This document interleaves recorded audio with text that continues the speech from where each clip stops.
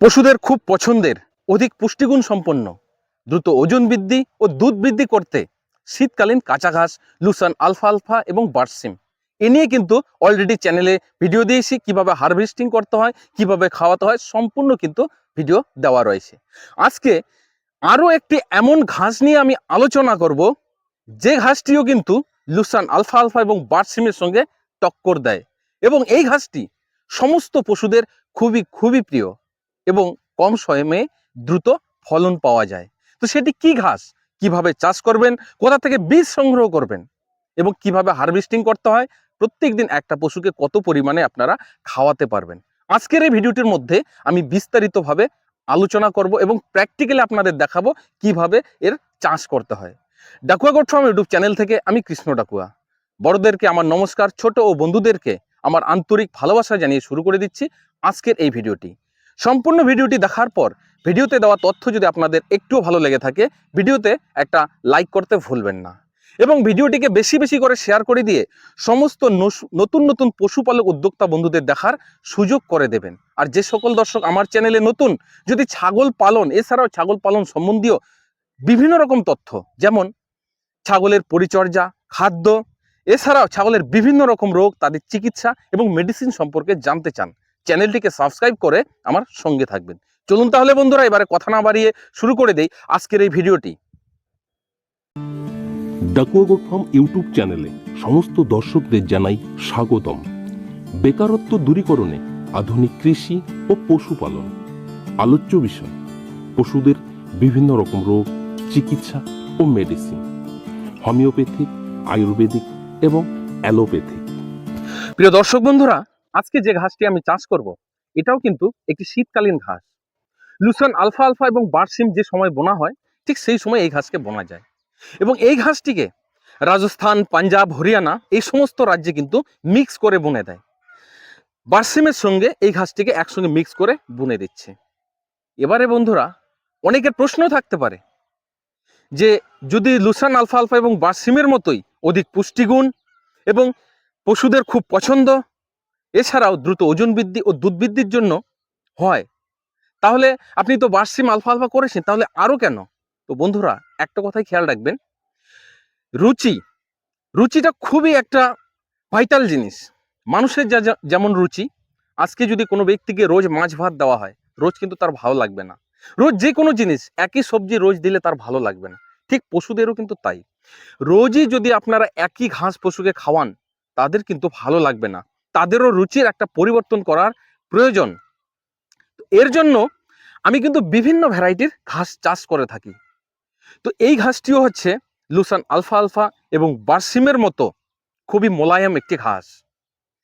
এটাকে আমরা চাষ করতে পারবো ঠিক বার্সিম এবং লুসান আলফালফা যে সময় করা হচ্ছে সেই সময়, যেমন অক্টোবর, নভেম্বর। তো আজকে কিন্তু নভেম্বরের হচ্ছে 27 তারিখ। তো নভেম্বরের 27 তারিখ আমি এই ঘাসটা বুনছি। তো লুসান আলফালফা এবং বার্সিমটা অনেক আগেই বুনে দিয়েছি, কিন্তু এত লেট কেন করলাম? লেট করার উদ্দেশ্য হচ্ছে এই যে জমিটা রেডি ছিল না এবং আমিও বিভিন্ন কাজে ব্যস্ত ছিলাম, অন্যান্য ঘাসগুলো তাড়াতাড়ি চাষ করছিলাম এবং এই ঘাসের বীজ আমি কিন্তু অ্যাভেলেবেল পাচ্ছি না। কারণ ঘাসের বীজ অ্যাভেলেবেল পাওয়া যায়, কিন্তু কোয়ালিটি সব জায়গায় ঠিক পাওয়া যায় না বলেই কিন্তু আমি এতদিন ওয়েট করলাম। এই ঘাসটি কিভাবে চাষ করবেন, কোথা থেকে বীজ সংগ্রহ করবেন? এই ঘাসটির নাম হচ্ছে, হিন্দিতে বলা হচ্ছে রাই ঘাস, আর এটাকে মাখন ঘাস নামেই পরিচিত এই ঘাসটি। তো এই ঘাসের বীজ আপনারা অনলাইনে অ্যাভেলেবেল পেয়ে যাবেন।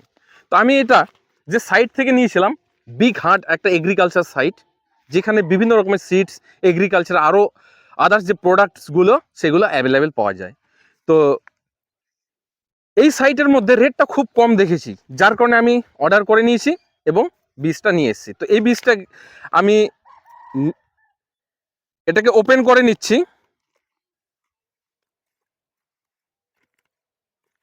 বীজটাকে ওপেন করে নিচ্ছি।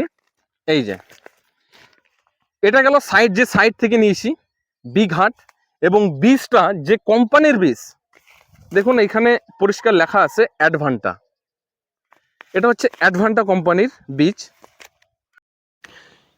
এই ঘাসটিকে চাষ করার জন্য আমাদের কিভাবে মাটি তৈরি করতে হবে, এই যে দেখুন মাটিটা দেখাচ্ছি, এই মাটিটাকে কিন্তু আমি তৈরি করেছি। আপনারা দেখে বুঝতে পারবেন একদম সুন্দরভাবে তৈরি করা হয়েছে, একদম খুব নরম, এর মধ্যে কিন্তু বড় কোনো ডেলা নেই। তো আরো একটু আপনাদের ভালোভাবে মাটিটা দেখাচ্ছি পাশ থেকে কিভাবে তৈরি করতে হয়। এই যে দেখে নিন, একদম সুন্দরভাবে মাটিটা তৈরি হয়েছে। তো এত সুন্দরভাবে তৈরি করার কারণ কি, এই মাটিটাকে এত নরম করে তৈরি করার কারণ হচ্ছে এর যে বীজ, খুবই নরম বীজ। এ যদি বেশি ভিতরে চলে যায়, মানে বলা আছে এই ঘাসের বীজ যদি 2 ইঞ্চি নিচে চলে যায় সে কিন্তু আর উঠতে পারবে না।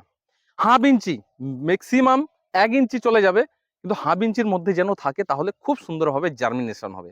যেমন লুসান আলফা আলফা বার্সিম, যারা হয়তো বড় ট্রাক্টর দিয়ে চাষ করে বীজ বুনি দিয়ে আবার ট্রাক্টর লোটার দিয়ে চাষ করে নিয়েছেন, তাদের কিন্তু জার্মিনেশন ভালো হবে না। তো ঠিক এই বীজটাও তাই, যদি ওইভাবে বুনে দেন তাহলে কিন্তু আপনার বীজ ভালোভাবে জার্মিনেশন হবে না। এটা যেন উপরেই থাকে, প্রয়োজন পড়লে জমি সম্পূর্ণ তৈরি হলো, বীজটা ছড়াবেন, ছড়ার পর হালকা মই টেনে দেবেন। প্রয়োজনে যদি মাটিতে জো না থাকে, অর্থাৎ মাটিতে যদি রস না থাকে, হালকা ছেটা জল দেবেন। তো আমার যে এই মাটিটা সুন্দর জো রয়েছে, সুন্দর রস রয়েছে, জার্মিনেশন হয়ে যাবে। এবারে সার প্রয়োগ, দেখুন সার প্রয়োগটা এটা কোনো ফ্যাক্টর না যে আপনি কোন সার কতটা দেবেন, কারণ এটা ঘাস। এতে যে ভালো সার দিতে হবে, বিভিন্ন রকমের সার দিতে হবে, সেটা কোনো কথা নয়। তবে আপনি যত জিনিস ভালো দেবেন তত কিন্তু ভালো হবে। তো চেষ্টা করবেন অর্গানিক ভাবে করার, যেহেতু আপনার ফার্মের পশু খাবে।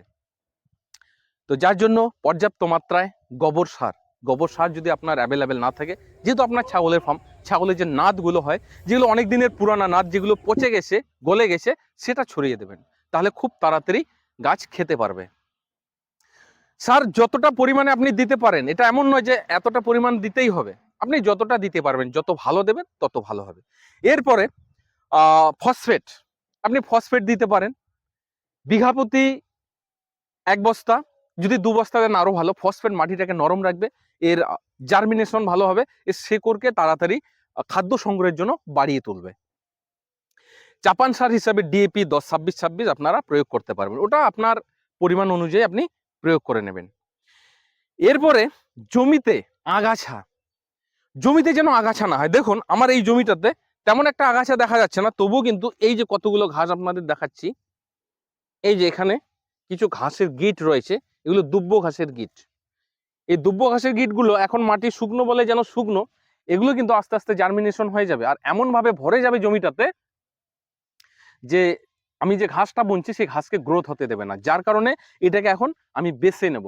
তো এইভাবে জমির যে আগাছা সেটাকে বেছে নেবেন, নেওয়ার পরে সুন্দর করে বীজ দিয়ে আপনি মই দিয়ে দিলেন, প্রয়োজনে জল সেচ দেবেন। এরপরে দেখবেন 1 সপ্তাহ লাগবে জার্মিনেশন হতে, তার আগেও হতে পারে যদি মাটিতে জোর ঠিকঠাক থাকে। তো আমি 1 সপ্তাহ ধরে নিচ্ছি। এরপরে এর বীজ বিঘে প্রতি আপনি কতটা দেবেন, দেখুন নিয়ম হচ্ছে, বলা আছে 1 একর জমিতে 6 কেজি বীজ। কিন্তু বন্ধুরা আমি কোনো বীজই কিন্তু এই নিয়মে দেই না, কারণ জমিতে আগাছা প্রচুর হয়। এবার আপনাদের ওখানে যদি আগাছা কম হয় আপনি ওই নিয়মে দিতে পারেন, আমি কিন্তু বেশি পরিমাণে দেই। যেখানে 6 কেজি বলা হচ্ছে একরে, সেখানে কিন্তু আমি বিঘায় দেবো 10 কেজি, মানে এতটা মাত্রায়। 3 বিঘা 1 একর বলা হচ্ছে, তো আমি বিঘা প্রতি 30 একর প্রতি 30 কেজি দেবো, যেখানে ওরা 6 কেজি বলছে। তো ঘন হবে, ঘন হলে আগাছা কম উঠবে। এবার যদি কিছু বীজে জার্মিনেশন না হয়, তো সেই জায়গাটা পূরণ করে নেবে ঘন করে দিলে। তো এর জন্য আমি বেশি করেই দিই। আপনারা দেখুন, আপনারা যে নিয়মে করতে চান সে নিয়মে করতে পারেন, কিন্তু আমি আলফাকেও যেটা বলা হয়েছে যে 1 একর জমিতে 10 কেজি বীজ দিতে, আমি কিন্তু এক বিঘে জমিতে 20 কেজি বীজ দিই, তাতে কিন্তু আমার যে ফলন খারাপ সেটা নয়। তো যাই হোক, আপনারাও দিতে পারেন। তো এই ঘাস যখন ধীরে ধীরে বড় হতে থাকবে, প্রয়োজন অনুসারে আপনাকে জল সেচ দিতে হবে ওই সেম পদ্ধতিতে। আর গাছটা দেখতে অনেকটা গমের মতো। তো যখনই 1 ফুট হাইট হয়ে যাবে, আপনার হারভেস্টিং করতে পারবেন। 1 ফুট থেকেই কাটা শুরু করে দেবেন এবং পশুকে খাওয়াবেন। এই ঘাসটাকে যদি আপনারা মনে করেন এটাকে আলফা এবং বার্সিমের মতো কেটে জমিতে শুকিয়ে সংরক্ষণ করতে পারেন, খুব সুন্দর ঘাস এবং খুব মোলায়েম ঘাস। এছাড়াও এই ঘাসটাও কিন্তু মাল্টি কাটিং ঘাস।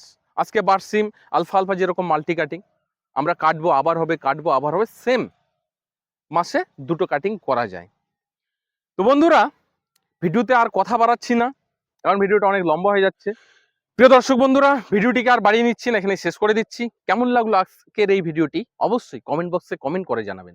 যদি আরো অন্য কোনো বিষয়ে আপনার ভিডিও দেখতে চান সেটাও লিখতে পারেন, আমি অবশ্যই চেষ্টা করব আপনাদের কমেন্টের উপর ভিডিও বানানোর।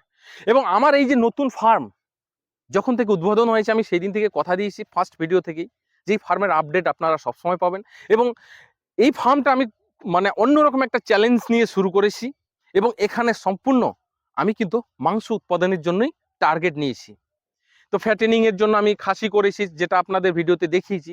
তো সবসময় ভিডিও দিতে পারছি না, কারণ এই সময়টা খুব কাজের চাপ, আর ফার্মে খাদ্যের খুব অভাব চলছে, সাইলেজ ছিল না, নতুন ফার্ম, যার কারণে আমি খুব চাপে রয়েছি। আর এই দিকে হচ্ছে লেবার পাওয়া যাচ্ছে না, যদি লেবার পাওয়া যেত আমার একা কাজ করতে যে সময় লাগছে সেটা কিন্তু খুব কম সময় হতো, খুব লেবারের ক্রাইসিস। আর এই সিজনটাই হচ্ছে ধান কাটার সিজন, ধান কেটে অনেকে আলু আলু বসিয়ে দিচ্ছে, ধান কেটে অনেকে ভুট্টা বসাচ্ছে, যার কারণে এখানে কাজ করার লোক নেই, নিজেকেই করতে হচ্ছে, যার কারণে আমি সঠিক সময় আপডেট দিতে পারছি না। তবে কথা দিচ্ছি আপনাদের, আমাদের ঘাস বোনা কাজ কমপ্লিট হয়ে গেলে আমি একটু যেন ফ্রি হয়ে যাব, অবশ্যই রেগুলারই আমার ফার্মের আপডেটগুলো দিতে থাকবো। যেহেতু শীত শুরু হয়েছে, শীতকালে ছাগলের নতুন নতুন রোগ দেখতে পাবেন, কিভাবে ছাগলের পরিচর্যা করবেন, এগুলো তো অলরেডি আগের ভিডিওতে রয়েছে। তবুও আমি যে এখানে নতুন ফার্মটি করলাম, নতুন ফার্মে শীতকালে কি ধরনের সমস্যাগুলি আসতে পারে, কিভাবে সেগুলোকে আপনারা সলভ করবেন, সেগুলো নিয়ে আমি আলোচনা করব।